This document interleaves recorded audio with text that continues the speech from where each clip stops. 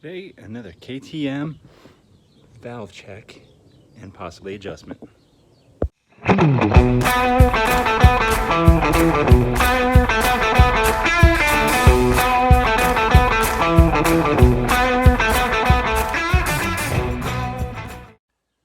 Hello my friends, and welcome to Tom's Tinkering and Adventures. Today we're going to be working on this 2009 KTM. I believe it's a 450 XCW. I'll have to double check the little designator, but they're all similar and they're all a little bit different. But basically models from 2008 to 2011, 450s and 500s or 530s or whatever they called them at that time, should have the same basic procedures for this. But as I always say, RTFM, read the freaking manual and ensure that the steps that I am showing you are coinciding with what your manual says. So as usual, these videos are just kind of to help you, but have the manual available and refer to it. A common question that I always get is, where do you find manuals? Well, of course you can purchase one from your dealer. You can also do a Google search, and there are plenty of options online available for download for a fair price. So just do your due diligence on searching, or borrow one from a friend if you have any friends, that is. Yeah. Now, you're all my friends out there, I hope, if you're watching this video. Okay, so to get started, we have to remove the seat and the tank. And KTMs are usually pretty simple to work on. They use a lot of the same size fasteners. They like to use these 8mm fasteners that also have that Torx bit insert, so you can use either tool. So the seat, if I remember correctly, has one bolt underneath right there. That one doesn't have the Torx insert, but you'll be using an 8mm. And then the tank, I don't remember how this one comes off. This is a carbureted model, so that's nice. The fuel injected ones usually have a quick disconnect somewhere around here. Oh yeah, that's right, there's a big bolt underneath here that goes through to take the tank off, and then you just got to check for where your shrouds are mounted. So we'll get all that off and come back to you. Okay, I was incorrect on this. This is a 530. I don't know why I thought this was a 450. 530 EXC, and one nice thing about KTMs, they have some of the information on here. This one says it's 10 to 15 thousandths intake and exhaust. So that's what we're going to be checking. It's the first time I've worked on this model KTM. The previous version of this, the RFS engine, had screw and lock nut valves. This one I do believe is shim style. So what I'm going to do is I'm going to clean up this valve cover area. You see how dirty everything is? So I'm just going to give this a general clean up, maybe either spray it with a little water and soap and a toothbrush, or just wipe it down. Not a bad idea to do as you're working in an area like this, to keep it clean. And then we're going to remove the valve cover. It looks like there is 1, 2, 3, 4 bolts to remove that valve cover, and it looks like it's a tight one. This breather hose on the top has to kind of get snaked out of there, and then we'll be in there. 3 bolts came out very easily. These two very easy to access. The rear one, sorry, right, where the heck am I at here? There we go. That one, very easy. The front one, very limited space to reach. Here, let me take you over here, make it a little bit easier. I'm trying to reach over. Can't get a socket in there, not enough room. And then this one, it's hidden behind this mount for the tank, and you can only turn your wrench about 10 degrees. So sort of a pain, but it comes out.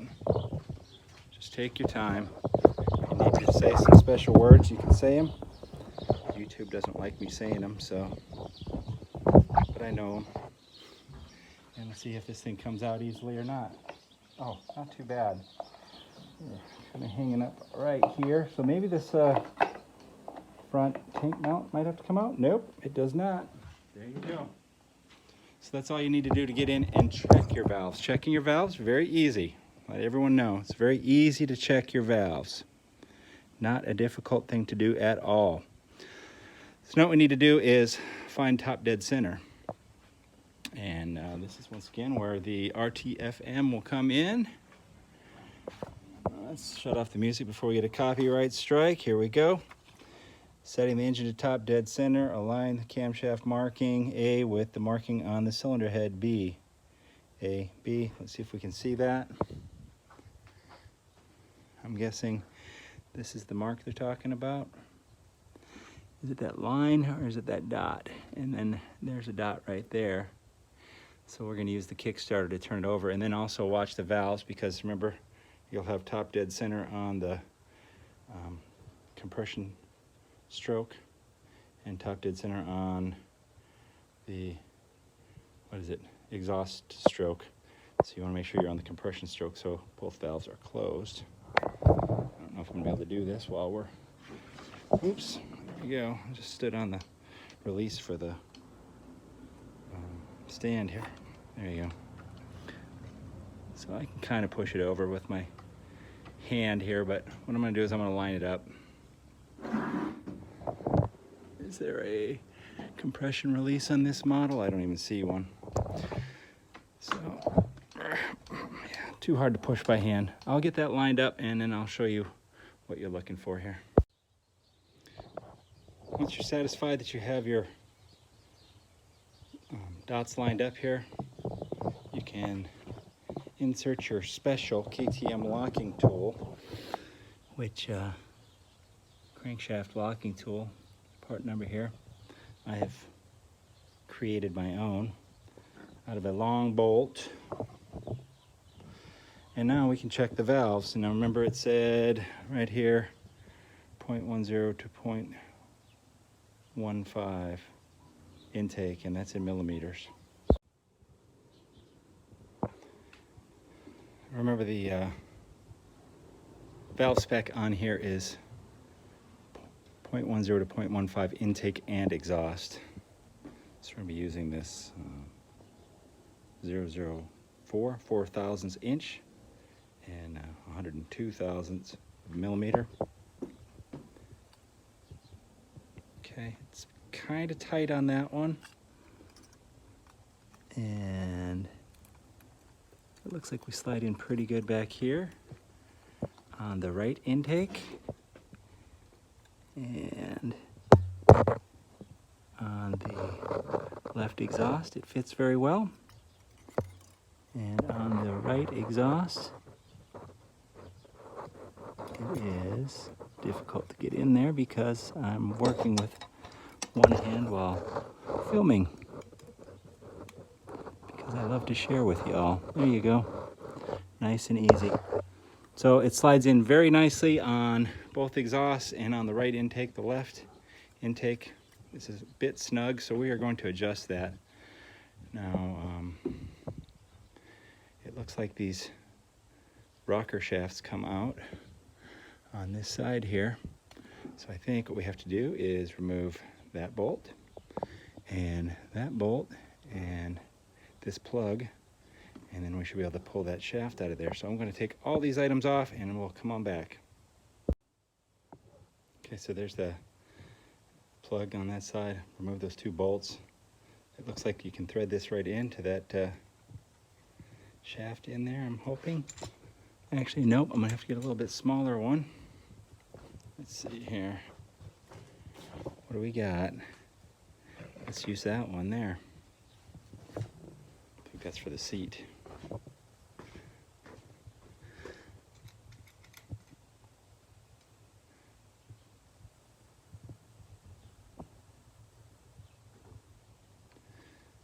There we go. And now our intake rocker should come off. Should. And now we have access to the shims. There's our shims right there, and that's the left one that we want to change out. Bring you over to this side. Handy dandy magnet tool.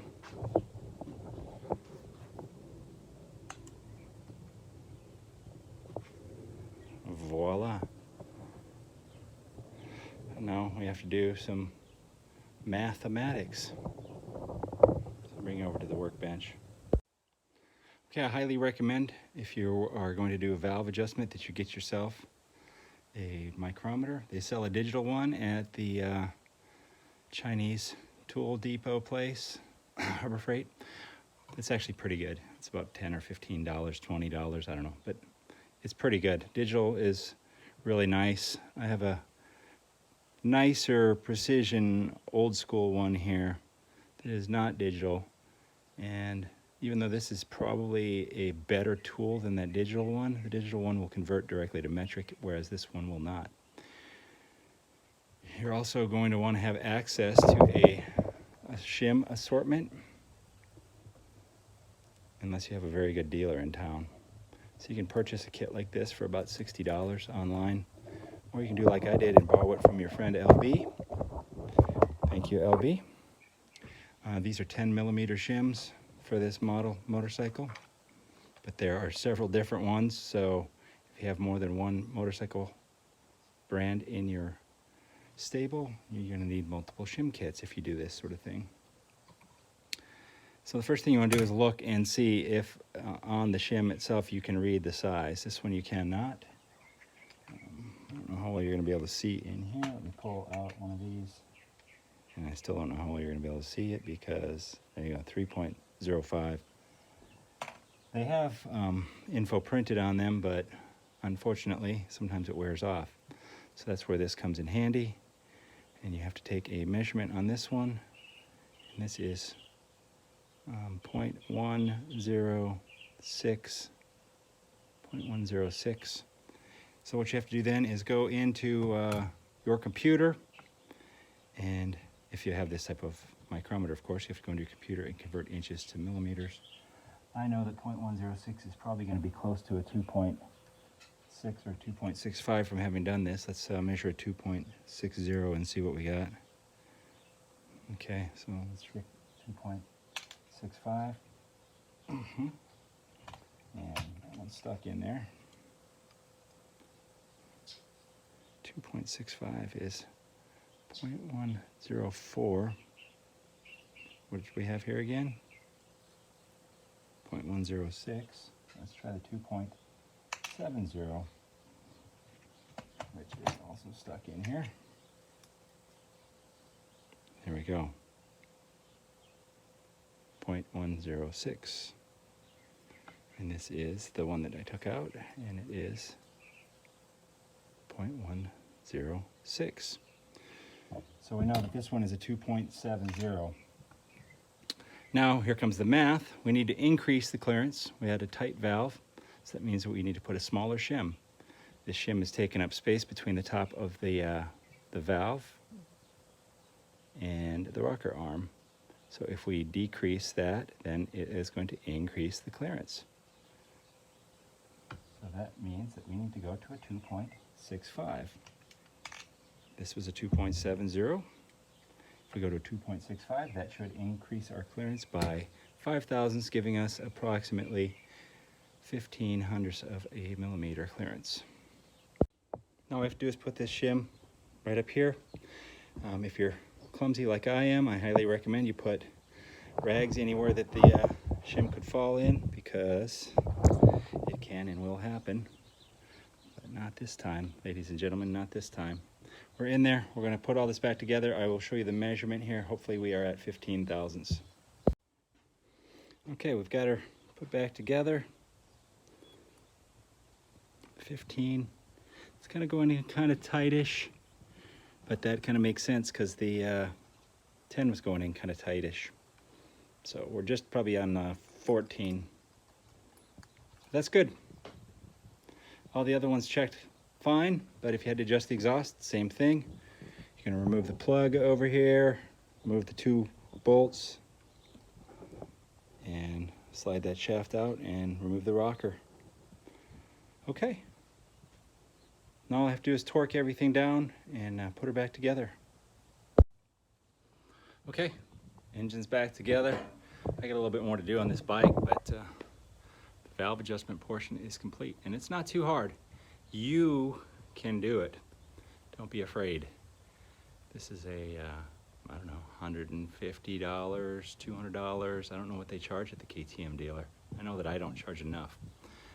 But you won't have to pay anybody to do it. If you watch the video, download a manual, take your time, have a friend over, have some cold beverages, take your time on it, and maybe order pizza, you know, that sort of stuff. Just make it a Friday evening, make it a Saturday morning thing, something with your buddies, and you can do it.